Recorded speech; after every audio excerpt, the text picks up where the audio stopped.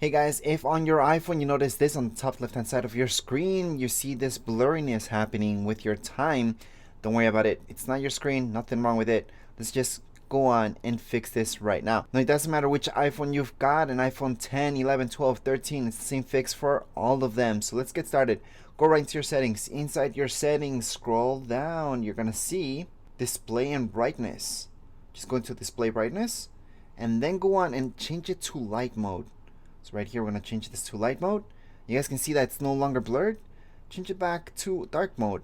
And if you were in light mode, you would change it back to dark and then back to light. So you can change it back to whatever you guys prefer and even turn off and on automatic. And then that's it. That's it. That's the fix. It just fixes that glitch. It's just a glitch. Nothing wrong with your phone. Don't worry about it. It's just something that happens once in a while. And most likely, this will be the first and last time you're going to see that glitch happening. Anyways, that would be it for this video. If you guys have any comments, questions, you guys can write down here in the comments area. Don't forget to subscribe and rate. Thank you.